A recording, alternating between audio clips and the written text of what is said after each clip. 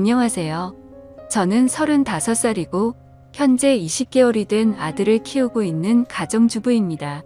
제가 이 사연을 적게 된 이유부터 말씀을 드리면 제 남편은 바람을 피웁니다. 그런데 남들처럼 밤을 지새우면서 만나는 것도 아니고 꼭두 새벽부터 나가서 만나고 있더라고요. 정말 그 모습을 보면서 황당하기도 하고 참 부지런하게도 바람을 피는구나 싶더라고요. 아마도 그래서 제가 이렇게 오랫동안 못 잡았던 것 같기도 합니다. 그리고 하필 제가 아침 잠이 많습니다. 태생적으로 원래 잠이 많았죠. 더군다나 아이를 키우면서 수면 시간이 뒤죽박죽이 되어버린 터라 남편이 출근을 하는 새벽 시간에는 거의 항상 기절 상태였습니다. 그래서 밖에서 바람을 피우는지 뭘 하고 다니는지 알 수 있는 정신이 아니었던 거죠. 그런데 이런 정신없는 상황에도 촉이라는 게 무섭긴 하더라고요. 저도 정말 뜬금 포인트에서 남편이 이상하다고 느껴졌었거든요.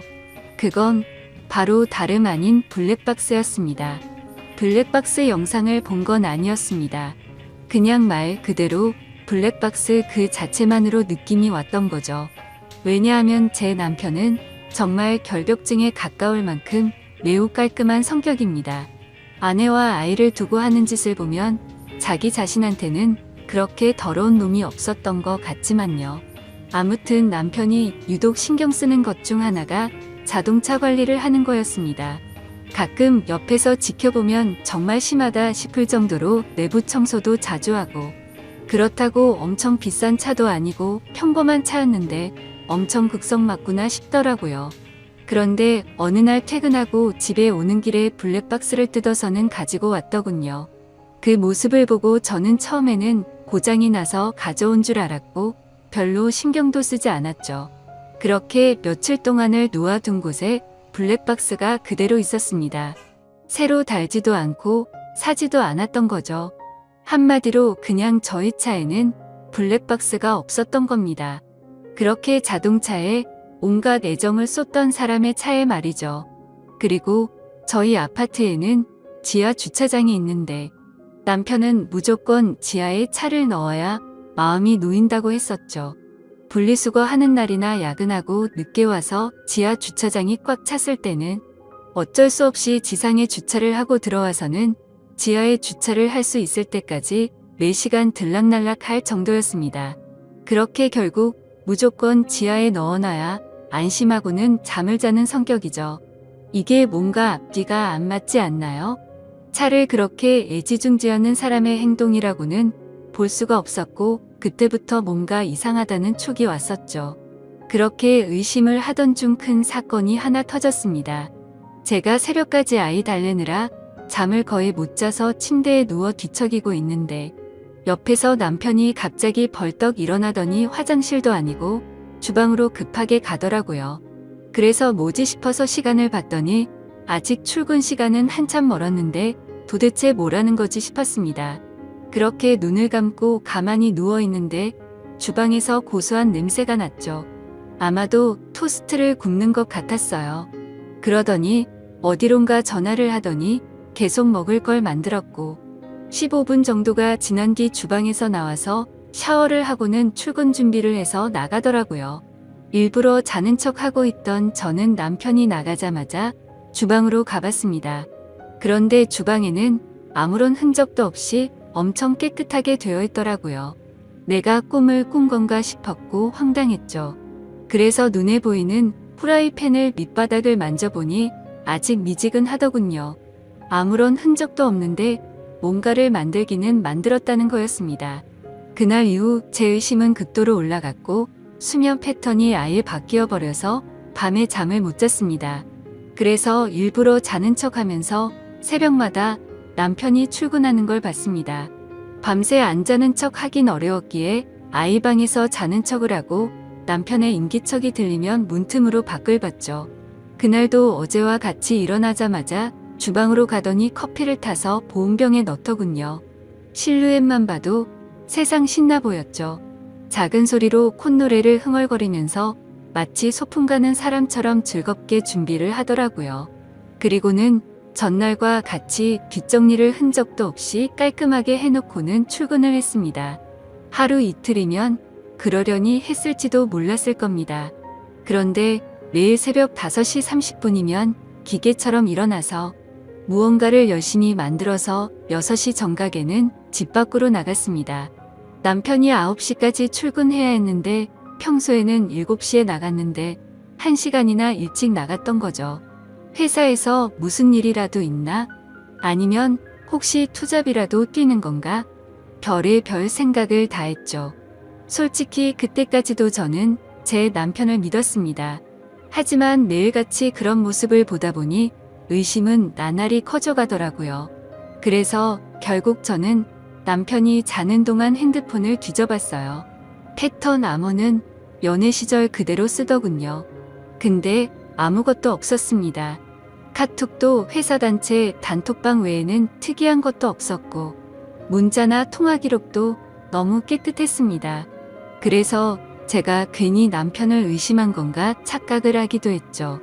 하지만 쉽사리 의심은 사그러들지 않았고 그 다음날도 저는 아기 방에서 자는 척을 했고 남편이 나갈 때 저도 몰래 따라 나갔습니다. 남편은 지하 주차장으로 내려갔고 저는 미리 불러둔 택시를 타고서 뒤따라 가려고 기다리고 있었습니다.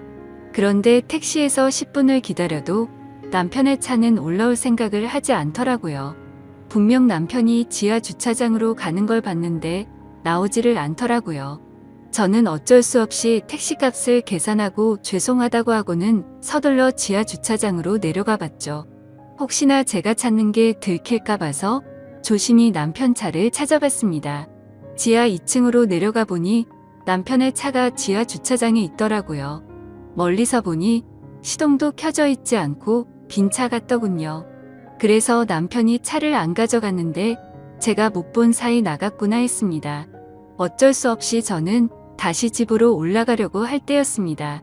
그때 때마침 어떤 여자가 제 남편 자동차 쪽으로 점점 다가가더니 너무나 자연스럽게 제 남편 차에 타는 겁니다.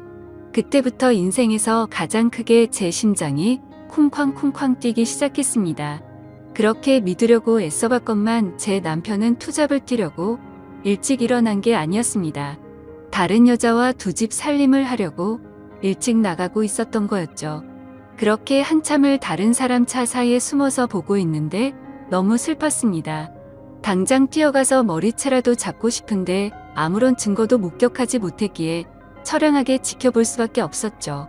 1시간가량 시동도 안 킨 자동차에 있더니 7시쯤이 되자 갑자기 시동을 걸고 차가 빠져나가더군요.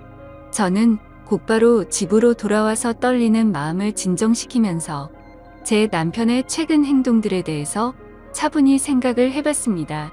무슨 낌새가 있었나 한참을 생각했지만 남편은 가정에 충실했었거든요. 야근도 자주 안 하고 집에 일찍 들어와서 아이도 봐주고 아무런 투정 없이 집안일도 잘 도와줬습니다. 도저히 머리를 쥐어짜내도 전혀 의심할 것들이 없더라고요. 근데 그 순간 생각이 난 게 예전에 한번 저에게 카풀에 대해 말한 적이 있었습니다. 우연히 알게 됐는데 우리 동네에 직장 동료가 사는 걸 최근에 알았다고요. 그래서 기름값도 아낄 겸 카풀을 해볼까 하는데 제 의견을 물어보더군요. 그때 저는 아이를 보느라 정신이 없었기에 별로 대수롭지 않게 그 동료가 여자면 하지 말고 남자면 하라고 가볍게 말하고 넘어갔죠. 카풀이라는 게 매일같이 자동차를 함께 타고 출근하는 거라 이성끼리 눈 맞는 경우도 종종 있다고 들은 기억이 있었습니다. 그래서 남편에게 여자면 하지 말라고 분명히 말했는데 제 말을 무시하고 지금까지 그걸 하고 있었던 거였습니다. 카풀이라고 확신하니 그동안 남편의 이상한 행동들이 마치 퍼즐 조각처럼 다 맞아지더군요. 블랙박스를 설치하지 않는 이유도 그렇고 자동차에 병적으로 집착하는 이유도 알겠더라고요. 결국에는 흔적 없이 깔끔하게 바람을 피우려고 그랬던 거였습니다. 다음날도 저희 남편은 새벽에 일어나서 무언가 도둑 고양이처럼 준비하더니 6시 정각에 나갔습니다.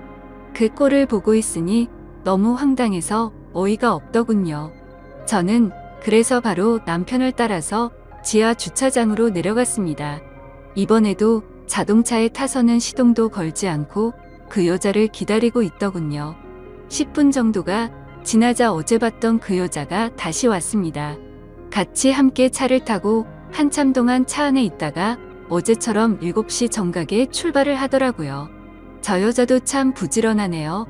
매일 그 시간에 와서 저짓거리를 하다니 일찍 일어나는 새가 바람도 잘 피우는 것 같네요. 이번에는 두 눈 부릅뜨고 제대로 끝까지 지켜봤습니다.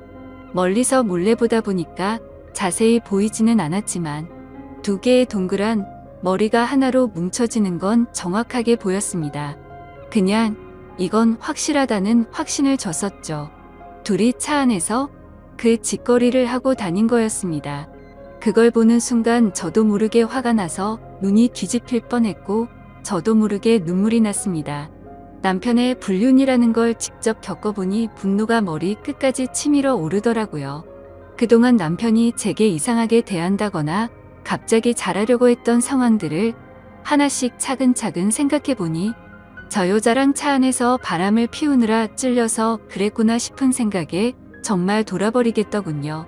저는 곧바로 친정엄마에게 연락을 해서 병원에 다녀온다며 아이를 좀 봐달라고 부탁을 드렸고 아이를 친정에 맡긴 뒤 저는 곧바로 변호사 사무실을 찾아갔습니다. 변호사분과 이야기를 한참 동안 해봤지만 결론은 그거였습니다. 깔끔하게 하는 게 제 심신에 좋을 거라며 위자료 2천만 원의 양육비 받고 이혼을 하는 걸 추천하더라고요. 그 이야기를 듣자 너무 억울하고 분통이 터지더군요. 어떻게 남편이 타고 다니는 자동차 가격보다 낮은 금액으로 내 인생 날린 걸 퉁치려고 한다는 게 말이 됩니까?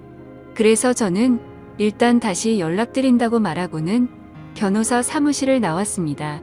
누구에게 물어봐야 하나 싶었고 제 주변 친구 중에 이혼을 한 친구들을 찾아봤습니다. 솔직한 속마음으로 그런 친구가 없으면 어쩌나 했는데 너무 많아서 놀랄 정도였죠. 가까이 사는 친구들 3명에게 연락을 해서 만났는데 전부 다 자신들이 겪은 이야기를 하면서 울고 앉아 있었습니다. 그런데 이야기를 들어보면 대충 돈은 다 비슷하게 받았더라고요. 사실 재벌 집에 시집가지 않고서야 거기서 거기겠지 싶더군요. 저는 32살에 아이를 낳았고 제 아이가 몸이 많이 약해서 새벽에 응급실만 3번 다녀오고 나서 도저히 일과 육아를 병행할 수 없겠구나 싶었고 그냥 깔끔하게 8년 다니던 그 좋은 직장을 그만뒀습니다. 그런데 이런 건 어떻게 보상해 줍니까? 고작 2천만 원이라니 너무 허탈했습니다. 아무튼 그건 나중에 해결할 문제라는 생각에 저는 친구들과 헤어지고서 그 두 인간에게 복수를 하기 위해서 곧바로 페인트를 사러 갔습니다. 가자마자 페인트 사장님에게 가장 안 지워지고 오래 가는 걸로 달라고 말씀을 드렸고 빨간색 페인트 4통과 두툼한 붓도 몇 개를 사서 배달을 부탁드리고 집으로 들어갔죠. 그날 저녁도 다른 날과 다르지 않게 남편은 퇴근하고 일찍 집에 들어와서 집안일을 도와주더군요. 그 꼴을 보고 있으니 나중에 제가 없어도 참 잘 살겠구나 싶었습니다. 그리고 기가 막히게도 대뜸 주말에 출장이 잡혀서 갔다 온다고 하는데 속이 뻔히 보이더군요. 역겨운 마음에 욕이 튀어나올 뻔했지만 증거도 만들어야 했고 복수를 제대로 해야 한다는 생각에 겨우 참았습니다.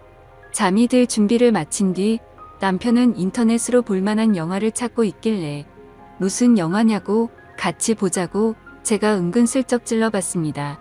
그러자 남편은 나중에 회사에서 쉴 때 본다고 말하더군요. 그러더니 저를 위하는 척하면서 일찍 자라고 하더라고요. 웃음밖에 안 나왔습니다. 블랙박스 때 놓고 그 자리에 영화 틀어놓고 둘이서 보려는 게 눈에 뻔히 그려졌습니다. 그래서 이를 갈면서 아무렇지도 않은 척 저는 남편에게 말했죠. 자기도 일찍 일어나려면 피곤할 텐데 대충 고르고 쉬어라고 말하고는 저는 아이방으로 갔습니다. 어차피 오늘 아무리 재밌는 영화를 고르면 뭐하냐 싶었죠. 내일 내가 가서 깽판 치면 영화는 10분도 보지 못할 텐데 한심스럽더군요. 그렇게 그날 밤이 지나고 새벽이 되었습니다. 아니나 다를까 부지런하신 남편놈은 똑같이 새벽에 일어나더니 열심히 준비를 해서 나갔고요. 저도 곧바로 엄마에게 빌린 차에 실어뒀던 고무장갑을 양손에 끼고 페인트와 붓을 빼들고 따라갔습니다.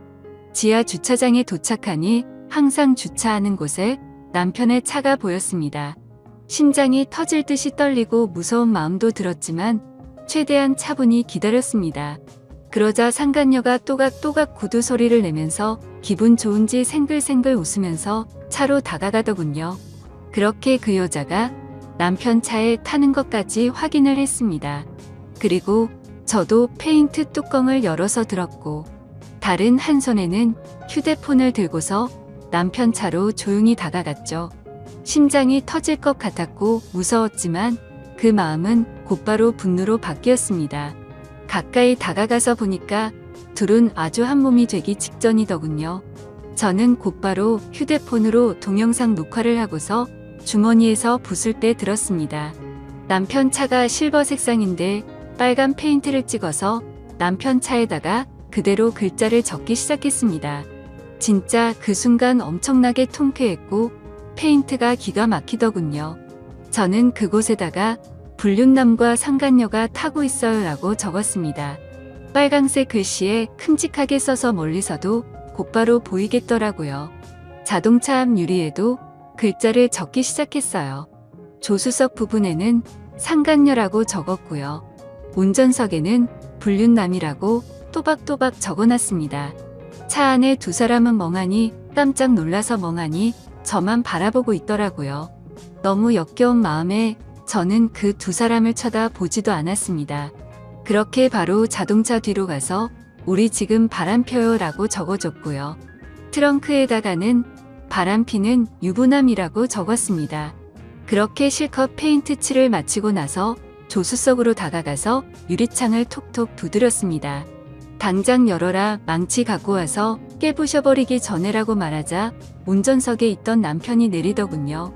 남편은 차에서 내려서는 가까이 오지도 못하면서 오해라고 난리가 났고요.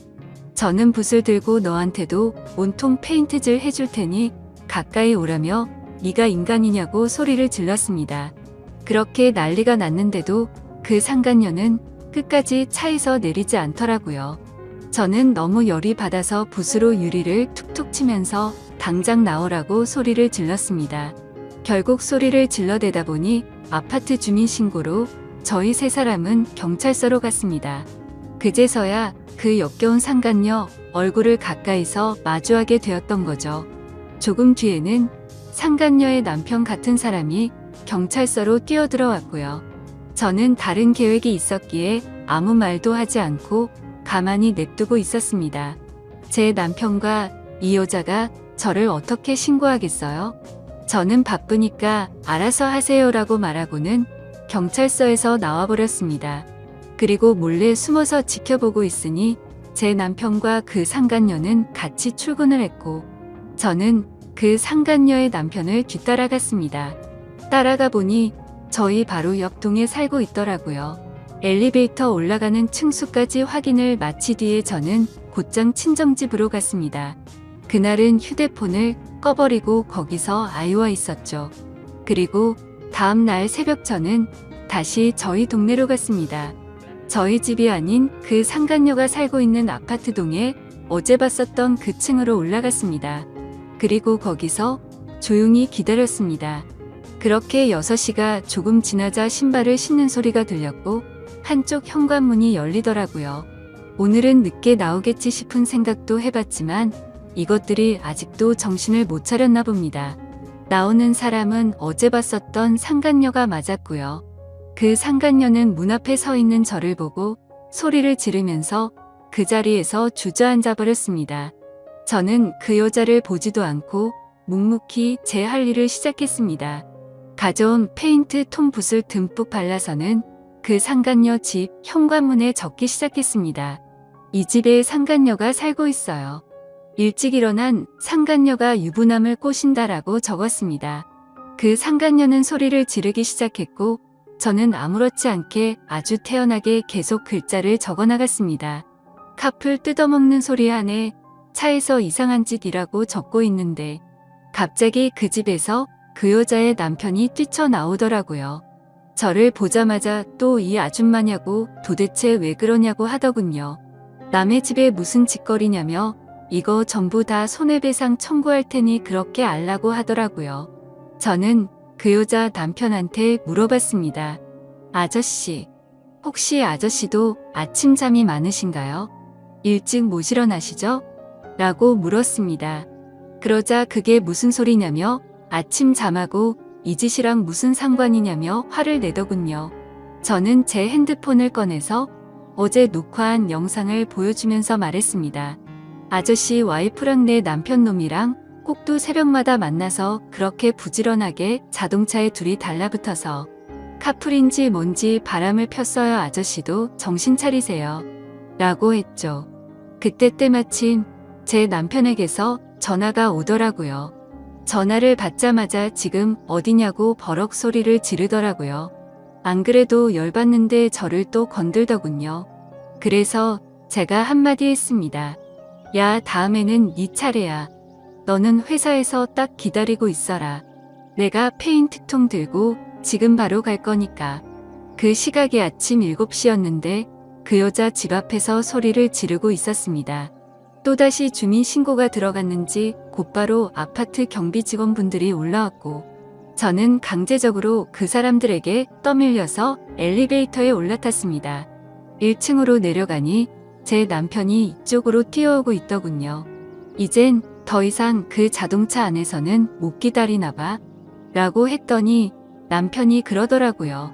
적당히 좀 해라며 동네 창피하게 아침마다 뭐 하는 거냐고요. 그 말을 듣는 순간 피해자 코스프레를 하길래 너무 역겨워서 구역질이 날 것 같았고 정말 너무 화가 났습니다.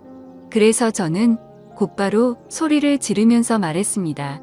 그럼 내가 아침마다 동네에서 한 짓은 뭐냐고 물었고 주차장에서 그 짓거리 한 건 당당하냐고 소리 질렀습니다. 그러자 남편이 제 행동이 질린다면서 제가 원하는 대로 이혼해 준다며 되려 큰 소리를 치더라고요. 아무리 간통죄가 없어졌다고 해도 저렇게 당당하게 이혼을 해준다라는 소리가 나오는 게 어이가 없었습니다. 저는 더 이상 분노를 참을 수가 없었고 들고 있던 페인트 붓으로 남편의 뺨을 쳐버리고 돌아서서 갔습니다. 그때부터 저는 이제 정말 무서운 게 없다는 걸 깨달았죠. 그러자 남편은 뒤에서 온갖 욕을 하면서 동네가 떠나가라 소리를 질러대더라고요. 저는 가볍게 그 말을 무시해버리고 곧바로 택시를 타고 친정집으로 갔습니다. 가서 씻고 나서 마음도 진정시킨 뒤에 본격적으로 이혼 준비를 시작했습니다. 최근에 만났었던 이혼한 친구들을 한자리에 다시 불러서 얘기를 듣는데 정말 처참하더라고요. 제가 앞으로 몇 달 뒤면 저 친구들과 같은 모습이 될 거라는 생각에 암담해졌습니다. 이제 슬슬 좀 현실이 보이더라고요. 제가 이혼을 한다는 것도 그렇고 앞으로는 혼자서 아이를 키워야 한다는 것도 이제 좀 와닿았습니다. 그리고 나서 저는 다시 변호사들을 찾아다녔습니다. 하지만 여러 곳을 다녀봤지만 현실적인 위자료 금액은 거의 비슷하더군요. 그 못된 상간녀에게 받을 수 있는 금액도 비슷했고요. 그런데 그 돈을 받는다고 해서 제가 받은 충격과 분노가 도저히 풀리지는 않을 것 같더라고요. 저는 또다시 복수를 하겠다고 각오를 다잡고 빨간 페인트를 들고서 상간녀의 회사로 찾아갔습니다. 제가 연락을 하자마자 상간녀는 총알같이 로비로 튀어나와 있더라고요. 제가 또 어떤 글자를 어디에 적을지 무서웠겠죠. 저를 보자마자 제 손을 잡고는 로비에 있는 커피숍으로 끌고 갔습니다. 테이블에 앉자마자 상간녀가 저에게 말하더군요. 자신이 저번에는 경황이 없어서 가만히 있었는데 적당히 하라고 하네요. 참는 것도 한계가 있다면서요. 그리고 왜 당신 남편은 가만두고 자신한테만 그러냐면서 합의금이든 위자료든 원하는 게 줄 테니까 자신은 좀 내버려 두라고 뻔뻔스럽게 말하더군요. 아무튼 그 여자가 그렇게 당당하게 돈 이야기를 먼저 하길래 제가 얼마나 줄 거냐고 물어봤습니다. 그러니 본인도 여기저기 알아보니 1,500이면 충분한데 2,000까지 해준다고 하더군요. 여기서도 2천만 원이라는 소리를 들으니까 갑자기 화가 확 나더라고요. 그래서 저는 내 등에 가격표라도 붙어 있냐고, 왜 가는 곳마다 나한테 2천만 원 거리냐고 했습니다. 내 35년 인생 가격이 고작 2천만 원이냐고 소리쳤고, 그 돈은 걔나 주라고 말했습니다. 나는 내 방식대로 풀고 싶으니까 시간 없는 나 붙잡고 헛소리 짓거리지 말고 당장 네 사무실로 올라가게 앞장서라고 말했습니다. 그러자 그제서야 그 당당했던 여자가 공손해지더라고요. 제 팔을 붙잡으며 제가 잘못했어요. 제가 어떻게 하면 화가 풀리시겠어요? 라며 저에게 매달리더군요. 그래서 저는 말했습니다. 나는 배운 여자라 글을 써야만 풀려. 네 사무실에 상간녀라고 도배를 해야 풀리겠으니까 당장 앞서라고요. 그러자 상간녀는 갑자기 제 페인트통을 잡고 펑펑 울면서 제발 살려달라며 자신이 잘 못했다고 하더군요. 그렇게 로비 한복판에서 그런 일이 벌어지다 보니 지나가는 사람들이 슬슬 저희 쪽으로 몰리더니 웅성거리기 시작했습니다. 그때 또다시 제 남편에게서 전화가 왔습니다. 제가 저번에 회사 간다고 질러놔서 그런지 불안했는 것 같더라고요. 전화를 받아서 말했습니다. 나 지금 너희 회사 로비 왔는데 네 상간녀 사무실 들렸다가 네가 있는 곳 가주겠다고 말했죠. 통화를 듣고 있던 상간녀는 이제 아주 제 페인트통을 끌어안고 펑펑 울면서 잘못했다고 살려달라고 하더군요. 주변을 둘러보니 회사 경비분들도 이제 슬슬 저에게 다가오고 있었습니다. 요즘 참 태어나서 처음으로 경비하시는 분들이 저를 무지 좋아하는 것 같더군요. 상황을 보니까 어차피 상간녀 사무실로 들어가긴 힘들어 보였습니다. 그래서 로비에서 끝장을 봐야겠다라는 생각이 들어서 사람들 다 들으라는 듯 큰 소리로 말했습니다. 바람은 네가 내 남편이랑 폈는데 내가 왜 용서를 해야 하냐며 내 20개월 된 아들 인생은 앞으로 어쩔 거냐고 소리쳤습니다.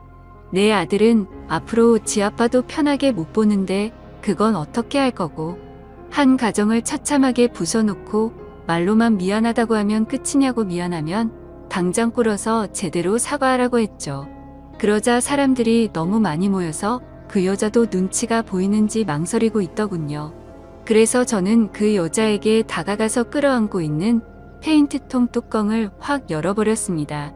그럼 그냥 여기에다가 글씨 써준다고 말하자. 곧장 바로 무릎을 꿇으며 펑펑 울며 잘못했다고 싹싹 빌었습니다. 사람들은 그 모습을 보며 웅성거렸고 사진도 찍기 시작하더라고요. 그때 때마침 제 남편도 뛰어와서는 회사까지 찾아와서 이러는 건 다 불법이라고 말하더군요. 그래서 저도 곧바로 말했습니다.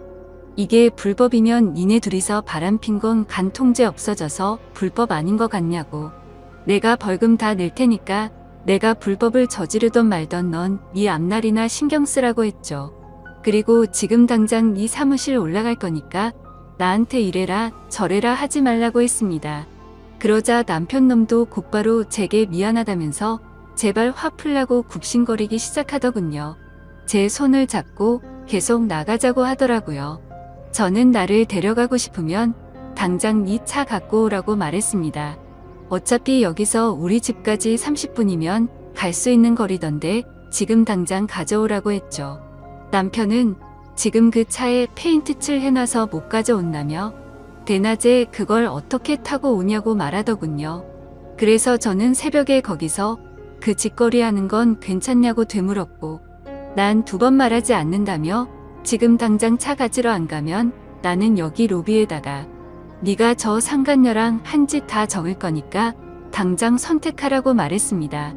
그러자 도저히 답이 없는 걸 알았는지 남편이 차를 가지고 오겠다며 조금만 기다리라며 허겁지겁 뛰어나가더군요. 저는 아무렇지 않게 태연하게 아까 있었던 커피숍에 앉아서 다시 상간녀를 불러서 내 남편이 새벽마다 타다 준 그 커피보다 맛있는 걸로 좀 시켜보라고 말하고는 가만히 앉아서 그렇게 남편을 기다렸습니다. 1시간 동안 기다리니까 남편은 결국 그 차를 끌고 왔더군요. 주차되어 있는 거리로 나가보니 주변에 있던 모든 사람들이 다 차를 쳐다보긴 하는데 통쾌하더라고요.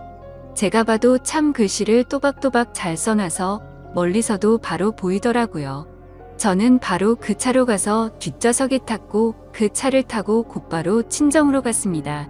남편은 창피한 건 아는지 선글라스를 쓰고 고개를 푹 숙이고 운전하더군요. 친정집 근처에 내려서 제 아들을 태우고 바로 시댁으로 갔습니다. 시댁 입구에서 시어머니께 전화를 했습니다. 지금 보여드릴 게 있으니 시아버지랑 같이 내려와 달라고 했죠. 잠시 후 시부모님은 나오자마자 자기 아들 차를 보고 기겁을 하시더군요. 누가 그랬냐고, 누가 이딴 낙서를 했냐고 하셔서 제가 말했습니다. 어머님 바람은 어머님 아들이 이 차 안에서 피웠고요. 빨간 글자들은 제가 직접 썼어요. 죄송하지만 저희 오늘부로 이혼할 거고 그래서 아이 데려왔다고 했습니다. 이제 손주 잘 키워주시면 된다고 말씀드리자. 시어머니는 저에게 소리를 지르며 모성애도 없는 년이 지 남편 잠깐 한눈 판 걸로 이 난리를 피냐고 하더군요. 그래서 제가 그랬습니다. 모성애가 뭐가 중요하냐고요.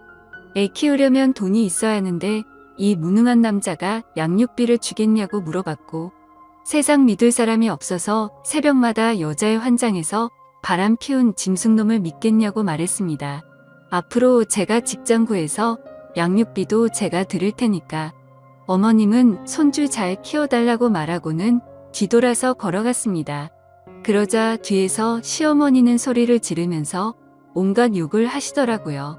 주변을 둘러보니 동네 주민들도 나와서 남편 자동차를 구경하는데 참 이게 뭔가 싶었습니다. 그렇게 저는 택시를 타고 친정으로 가는 동안 정말 많이 울었습니다. 저렇게 한풀이를 하고 당당한 척을 했어도 전혀 괜찮지 않았고 너무 힘들었거든요. 제 아이 걱정도 많이 됐지만 저는 어쩔 수 없이 참아야 했습니다. 아이를 위해서라도 제가 돈을 벌어야 했고 그 누구도 믿을 수가 없었기 때문이었죠. 그렇게 저희는 결국 법적으로 이제 남남이 되었고 이혼 서류의 도장을 찍었습니다. 그리고 가장 걱정했던 아이 문제는 잘 해결되었어요. 시댁에서 3일 만에 전화가 오더라고요. 아이 데려가라면서 도저히 안 되겠다고 힘들다고 하시더군요. 남편도 저에게 아이 데려가라고 했고 친권과 양육권 포기각서 받고 다시 데려왔습니다. 그래서 제 아이는 친정에서 엄마가 잘 돌봐주시고 계시고 전 남편에게 받은 양육비에 제 월급까지 엄마에게 드리고 있습니다. 걱정되었던 재산 분할도 잘 받았고 상간녀에게 위자료도 다 받았습니다. 제 돈 들어간 거 다시 받는 거라 뭐 기분 좋고 그럴 건 없었지만요. 그리고 지금 상간녀도 이혼 소송 중이라던데 제가 페인트통으로 난리를 피워서 그런지 제 위자료는 바로 입금했더라고요. 그리고 며칠이 지나서 갑자기 그 상간녀는 저에게 명예훼손을 걸었더군요. 아마 다니던 회사를 계속 다니는 건 어려웠겠죠. 어차피 많이 내봐야 200이라던데 그 돈 한풀이 값이라 생각하려고요. 사실 페인트로 한풀이를 했어도 아직도 화가 많이 남아있고 공허한 마음이 채워지진 않는 것 같습니다. 아무튼 앞으로 제 아들만을 위해서 열심히 일하고 잘 살아보려고 합니다. 부디 다른 분들은 저처럼 이런 마음 아픈 일이 생기지 않으셨으면 좋겠습니다. 감사합니다.